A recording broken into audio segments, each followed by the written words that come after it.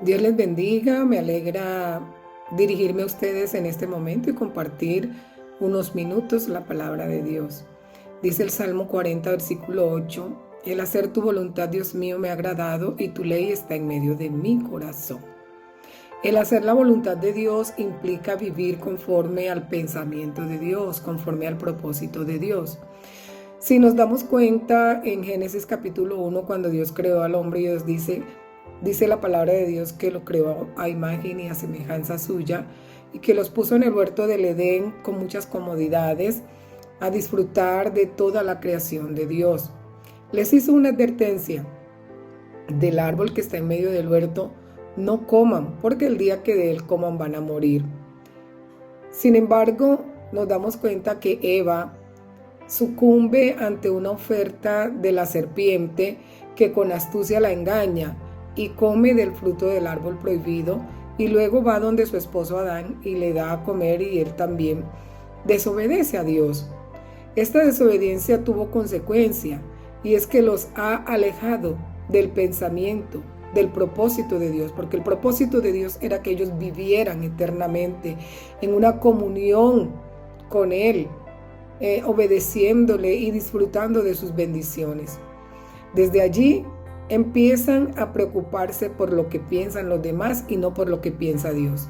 Ya se dan cuenta que están desnudos, empiezan a buscar cómo cubrir su desnudez, lo hacen con hojas de higuera, un material que no es duradero y que no les va a servir para cubrir su desnudez.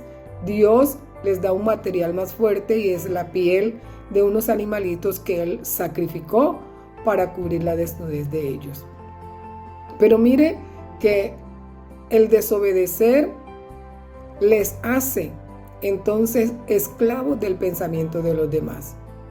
En la Biblia encontramos un relato de un muchacho llamado José, el cual pertenecía a una familia muy grande. Él era el menor y empezó a tener sueños. Empezó a ver unas espigas que se inclinaban a la espiga de él. Va donde sus hermanos y les cuenta, y sus hermanos se enfurecen, piensan y le dicen: ¿acaso nosotros tenemos que humillarnos o inclinarnos ante ti? Luego sueña con que el sol, la luna y las estrellas se inclinan ante él. Él pensó: esta vez no se lo cuento a mis hermanos, se lo voy a contar a mis padres. Ellos de pronto van a entender mi sueño.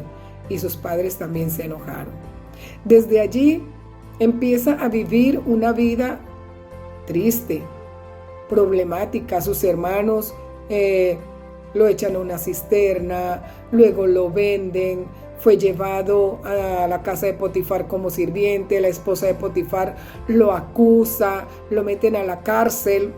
Es una situación difícil, pero José estaba viviendo un proceso quizás él no lo entendía en el momento, pero era un hombre temeroso de Dios, porque cuando la mujer de Potifar lo está seduciendo para que se acueste con ella, él lo primero que le dice: no puedo hacer este grande mal, porque ¿cómo pecaría yo contra mi Dios y contra mi amo? Entonces mire que él tiene pendiente y presente a Dios en todas sus acciones. De la cárcel, él fue llevado a ser gobernador. Allí Dios lo bendice y le pone al frente de una nación que no era su pueblo, no era su nación. Allí llega su familia, sus hermanos, a comprar alimentos. Y cuando sus hermanos se dan cuenta que ese es José, a quien ellos maltrataron, a quien ellos vendieron y que pasó por situaciones que quizás ellos ni siquiera sabían, ellos tienen miedo. Pero Él les manifiesta: no tengan miedo, porque para preservación de vida me envió Dios delante de ustedes. Mire, entendió el propósito de Dios, y todas esas situaciones difíciles que vivió formaron en José un carácter firme, un carácter fuerte y un hombre inteligente, un hombre sabio y temeroso de Dios. La invitación que quiero hacerles en este día es a que vivan conforme al pensamiento de Dios y no conforme al pensamiento de los hombres.